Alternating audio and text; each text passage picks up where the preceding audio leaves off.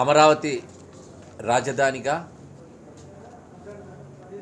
శాశ్వతంగా అమరావతి రాజధానిగా నిర్ణయించబడేటువంటి అంశం భారత పార్లమెంట్లో బిల్లుగా ఆమోదం పొందడం, ఒక శాశ్వత రాజధానిగా గుర్తింపు పొందడం అనేటువంటిది శుభ పరిణామం. ఎన్ని కుయుక్తులు పన్నినా, ఎన్ని రాజకీయ డ్రామాలు చేసినా, ప్రాంతాల మధ్య విభేదాలు సృష్టించిన, కులాల మధ్య విభేదాలు సృష్టించిన, మూడు ముక్కలాటగా మూడు రాజధానులు అనేటువంటి అనేక అనాలోచిత నిర్ణయాలు ఈ రాష్ట్రానికి శాపంగా మారిన తరుణంలో ఈరోజు పార్లమెంట్లో, ఎందుకంటే ఇటీవల కాలంలో క్యాబినెట్ సమావేశమై అధికారికంగా ఆంధ్రప్రదేశ్ శాసనసభ సమావేశాన్ని పెట్టి అమరావతి రాజధానిగా నిర్ణయిస్తూ ఆమోదం పొంది పార్లమెంట్కి పంపినటువంటి సంగతి మీ అందరికీ తెలిసిందే. ఆ తరుణంలో ఇప్పుడు ఆమోదముద్ర పడటం, దాన్ని మనందరం కూడా స్వాగతిస్తున్నాం. ఎందుకంటే ఈ రాష్ట్రంలో ఇప్పుడున్న ప్రతిపక్షం గత 5 ఏళ్లలో ప్రభుత్వంలో ఉండేటువంటి జగన్ రెడ్డి పాలన, అస్తవ్యస్త పాలన, రాష్ట్రంలో ఉండేటువంటి పెట్టుబడిదారులు కానీ ఇతరత్ర అభివృద్ధి సంక్షేమ కార్యక్రమాలన్నీ కూడా 30 ఏళ్ళు వెనక్కి తీసుకెళ్ళిపోయినటువంటి ఒక అనాలోచిత నిర్ణయాలు ఇప్పటికీ కూడా ఆ తీరు మార్చుకోకుండా ఈరోజు కూడా అదే రకమైనటువంటి మాటలు నేను చూశాను. విశాఖపట్నం గురించి కూడా ఇప్పుడు వారు మాట్లాడుతున్నారు. మీరు రాజకీయ కోణంలో విశాఖపట్నాన్ని కానీ అమరావతి కానీ కేవలం ప్రాంతాల పట్ల పెట్టే వైషమ్యాలు పెంచే విధంగా మీ మాటలు ఉన్నాయి తప్ప, ఏదైనా అటు అమరావతి కావచ్చు, ఇటు విశాఖపట్నానికి కావచ్చు, మీ పాలనలో ఏం చేశారని మీకు సూటిగా ప్రశ్నిస్తున్నారు. మీ ప్రెస్ మీట్ కేవలం రాజకీయ ఉపన్యాసంలో ఉంది తప్ప 5 ఏళ్ల కాలం ముఖ్యమంత్రిగా అధికారంలో ఉండేటువంటి వ్యక్తి చెప్పేటువంటి మాటలు కావు. ఒక ఎగ్జిక్యూటివ్ క్యాపిటల్గా విశాఖపట్నం అని చెప్పి, సరే ఒక పొలిటికల్ క్యాపిటల్గా అమరావతి అని చెప్పావు. పొలిటికల్ క్యాపిటల్గా అమరావతిలో మీరు ఏం చేశారు? ఎగ్జిక్యూటివ్ క్యాపిటల్గా విశాఖపట్నానికి మీరు ఏం చేశారంటే ఈరోజు దిక్కులు చూడాల్సిన పరిస్థితి గత ముఖ్యమంత్రికి ఉంది. ఈరోజు అమరావతి భూసేకరణే ఒక పెద్ద విజయం. కేవలం 60 నుంచి 90 రోజుల్లో 34,000 ఎకరాలు, 29,000 మంది రైతులు. ఈ దేశంలో కాదు ప్రపంచంలో కూడా ఇంత ల్యాండ్ ఎక్విజిషన్, అంత నమ్మకంతో మీరు భూమి అంటే ఒక నమ్మకం. రైతుకి భూమి ఒక ఆస్తి కాదు, వాస్తవం చెప్పాలంటే రైతుకి భూమి అనేటువంటిది ఒక నమ్మకం, ఒక భావోద్వేగం, ఒక జీవనాధారం. అలాంటి భూమిని త్యాగం చేశారు. ఆ రైతులందరినీ ఆడుకున్నారు మీరు. గత 5 ఏళ్లలో వారు అనేక పోరాటాలు చేశారు, సుదీర్ఘమైనటువంటి పోరాటాలు చేశారు. ఒకే రాజధాని, అభివృద్ధి వికేంద్రీకరణ ఒక ధ్యేయంగా ఈరోజు ఈ ప్రభుత్వం, ఎన్డీఏ ప్రభుత్వం పనిచేస్తూ ఉంది. పొరుగు రాష్ట్రాలకి దీటైనటువంటి రాజధానిగా చేయాలనుకుంటున్నాం. 13 జిల్లాలకి ఒక ఆదాయ వనరుగా ఈ అమరావతి ఉండబోతూ ఉంది. 175 నియోజకవర్గాల్లో కూడా యువతకు ఉద్యోగాలు కల్పించే ధ్యేయంతో ఈరోజు అమరావతి రూపకల్పన చేయబడుతూ ఉంది. గత 5 ఏళ్ళు పాలన చేత కాకపోవడం వల్లే ఈరోజు ఆ 34,000 ఎకరాలు అసలు సద్వినియోగం చేసుకోలేకుండా రాష్ట్ర భవిష్యత్తును నాశనం చేసినటువంటి నిర్ణయాలు ఇప్పటికీ వేధిస్తూ ఉన్నాయి. 16 జాతీయ సంస్థలకి ఆ రోజు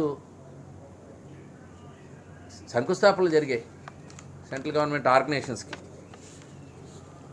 ఇప్పుడు త్వరలోనే హట్కో కానీ, కాగ్ కానీ, పోస్టల్ కానీ, సెంట్రల్ యూనివర్సిటీ కానీ ఇవన్నీ కూడా ఏర్పాటు కాబోతున్నాయి. అంటే సెంట్రల్ గవర్నమెంట్కి సంబంధించిన ఇన్స్టిట్యూట్స్ స్టార్ట్ అవ్వబోతా ఉన్నాయి. మీరు చూస్తే దేశంలోనే కాకుండా ప్రపంచంలో కూడా ఎక్కడా కూడా ఇంత భూమిని సేకరించినటువంటి పరిస్థితి లేదు. అంత వాలంటీర్ అంత షార్ట్ టైంలో ఒక గ్రీన్ ఫీల్డ్ రాజధానిగా ఇంటర్నేషనల్ ఎక్స్పర్ట్స్ వాళ్ళ అందరి సలహాల సూచనలతో ఈ రాజధాని నిర్మాణం చేయాలని. ఇది స్టాండర్డ్గా ఉండడమే కాదు, future design. Complete Amaravati it's a future design. భవిష్యత్తు ఆలోచనలకు తగ్గట్టుగా డిజైన్ రూపొందించాం. అసలు 2019 నాటికే, అంటే మా గవర్నమెంట్లో, అప్పటి ఎన్డీఏ గవర్నమెంట్లోనే అప్పుడే దాదాపు ప్రజాప్రతినిధులు, ఎలక్ట్ అయిన ప్రజాప్రతినిధులకు ఉండే క్వార్టర్స్ కావచ్చు, ఐఏఎస్ క్వార్టర్స్ కావచ్చు, ప్రిన్సిపల్ సెక్రటరీస్ క్వార్టర్స్ కావచ్చు, జ్యుడిషియల్ జడ్జెస్కి ఉండేటువంటి బంగ్లాలు కావచ్చు, మినిస్టర్స్ బంగ్లాస్ కావచ్చు, అన్నీ కూడా దాదాపు పూర్తయిపోయిన ఆపేశారు. 60కి పైగా టవర్లు కంప్లీట్ చేశాం. 320 కిలోమీటర్లు రోడ్లు పూర్తి చేశారు. అప్పుడు 45 బ్రిడ్జెస్ అయినాయి. 380 కిలోమీటర్స్ స్టామ్ వాటర్ డ్రైన్స్ పూర్తి చేశారు. అదేవిధంగా డక్ట్ కూడా ఎక్కడైతే, ఎందుకంటే అండర్ గ్రౌండ్ కేబులింగ్ చేయాలి సిటీ అంతా అని చెప్పి ఆల్మోస్ట్ 77 కిలోమీటర్లు డక్ట్ పూర్తి చేయగలిగింది. సుమారు 10,000 కోట్లు ఖర్చు పెట్టబడింది. అంతా నిరుపయోగం చేశారు లాస్ట్ 5 ఇయర్స్. 2019 ముందు ఆయన ప్రతిపక్ష నాయకుడిగా ఆ రోజు సభలో అమరావతి గురించి మాట్లాడినప్పుడు, నేను ఇక్కడే ఇల్లు కట్టుకుంటాను, ఇదే అమరావతి అని చెప్పాడు.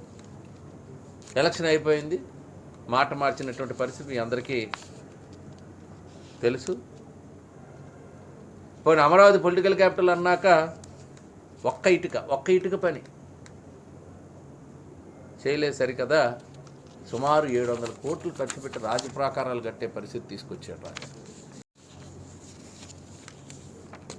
అసలు అమరావతి నిరసన అనేటువంటిది ఒక రైతుల నిరసన ఒకవేళ తీసుకుంటే, నాకు తెలిసి భారతదేశంలో అత్యంత సుదీర్ఘమైనటువంటి నిరసన అది. రైతుల ప్రజాస్వామ్య నిరసన. మహిళలైతే రాత్రి పగలు అని లేకుండా రోడ్లపైన నిలబడడం, వృద్ధుల పాదయాత్రలు చేయటం, దళితులపైన కూడా అక్రమ కేసులు పెట్టారు. అటు కేసులు పెట్టడమే కాదు, ఎస్సీలపైన ఎస్సీ ఎస్టీ అట్రాసిటీ కేసు పెట్టారు. మరి దారుణం ఏంటంటే, వాళ్ళకి బేడీలు వేసి జైలుకి తీసుకెళ్ళి చాలా హింసలు చేశారు. లాఠీ చార్జీలు చేయడం, మహిళలపై దారుణమైన దాడులు చేయడం, అవమానాలు, వేధింపులు, బూతులు, తిట్లు, అమరావతి రైతుల నుంచి అనేక హింసలు. అన్ని నిర్బంధాలు ఉన్న, అన్ని రిస్ట్రిక్షన్స్ పెట్టిన సుమారు 1631 రోజులు నిర్విరామంగా రాజధాని రైతులు పోరాటాలు చేశారు. ఆ సుదీర్ఘ పోరాటంలో సుమారు 230 మంది ప్రాణత్యాగం చేశారు. వాళ్ళు ఆ వేధింపులు తాళలేక చనిపోయినటువంటి సంగతి. దీనికి రాష్ట్ర వ్యాప్తంగా మద్దతు వచ్చింది. ఉత్తరాంధ్ర కాదు, రాయలసీమ కాదు, అందరం కూడా రైతులకి, అమరావతి రైతుల పక్షాన ఉండాలి. ఒక ప్రభుత్వం ఒక మంచి నిర్ణయంతో రాజధాని నిర్మాణం చేస్తామంటే భూములు ఇచ్చారు, వాళ్ళందరూ కూడా న్యాయం జరగాలని చెప్పి ఆ రోజు చేశారు. వాళ్ళు ఏదో ఒక ప్రొటెస్టే కాదు, అది వాళ్ళ ఆత్మ గౌరవం కోసం చేసినటువంటి ఒక పోరాటంగా ప్రజలందరూ కూడా మద్దతు పలకటం మీ అందరికీ గుర్తు చేస్తున్నారు. వాళ్ళు న్యాయస్థానాలు కూడా జోక్యం చేసుకున్నాయి. ఇది ఒకసారి మనందరూ కూడా ఆ న్యాయస్థానాలు జోక్యం చేసుకోవడం, వీళ్ళ పోరాట ఫలితమే అమరావతి చెక్కు చెదరకుండా అలా నిలబడిందని చెప్పి మీ అందరికీ తెలియజేస్తున్నా. అసలు ఇది ప్రజా రాజధాని అనేటువంటి ఉద్దేశంతో ఆ ముందు నుంచి కూడా ఈయన ఈ 3 రాజధాని ప్రతిపాదన తీసుకురావడం, ఆ తీసిన తర్వాత రాష్ట్రం తాలూకా ఆ విలువ పడిపోయే పరిస్థితి వచ్చింది. ఇన్వెస్టర్స్ భయపడ్డారు, భూముల ధరలు తగ్గిపోయి. ఈ అనాలోచిత నిర్ణయాలు ఎక్కడా లేదు, దేశంలో కాదు ప్రపంచంలో ఎక్కడా లేని విధంగా ఈ 3 రాజధానులు అనేటువంటి ప్రకటన చేసిన తర్వాత ఆ బ్రాండ్ ఇమేజ్, ఆంధ్రప్రదేశ్ ఇమేజ్ పడిపోవడం కాకుండా ఇది అమరావతి అసలు మురిగిపోయే రాజధాని అని చెప్పి ఇట్లాంటి ప్రచారాలు చేసి వచ్చినటువంటివన్నీ కూడా కడుతున్నటువంటివన్నీ కూడా మన మీద ట్యాక్సులు పడిపోతాయని చెప్పి ప్రజల్ని అవన్నీ కూడా అభూత కల్పనలు చెప్పి దీని మీద దుష్ప్రచారం చేయడం కూడా ఒకసారి ప్రజలందరూ గుర్తించాలి. ఆయన నిర్వాహకం వల్ల, జగన్ రెడ్డి గారి నిర్వాహకం వల్ల 2 లక్షల కోట్ల విలువైనటువంటి 130 పరిశ్రమలు, ఒక ఇంపార్టెంట్ విద్యా సంస్థలు, వీళ్ళందరూ కూడా బయటికి వెళ్ళిపోయారు. వచ్చినవి రావాలనుకున్న వాళ్ళు కూడా మన రాష్ట్రం రావాల. సుమారు లక్షలాది మంది ఈరోజు ఉద్యోగ అవకాశాలు పోగొట్టుకున్నాం. ఈరోజు ఆ ఒక్క ఇన్సిడెంట్ కేవలం పొలిటికల్ డ్రామాలు వేయడం వల్ల రాష్ట్రం నష్టపోయినటువంటి సంగతి గుర్తు చేస్తున్నా. ప్రతిపక్షంలో ఉన్నప్పుడు ఒక రకంగాను, అధికారం రాగానే 3 రాజధానుల పేరు, ఒక ప్రాంతీయ చిచ్చు, కులాల మధ్య చిచ్చు, ఇదంతా పొలిటికల్గా ఉపయోగపడే ప్రయత్నం చేశారు తప్ప రాష్ట్రానికి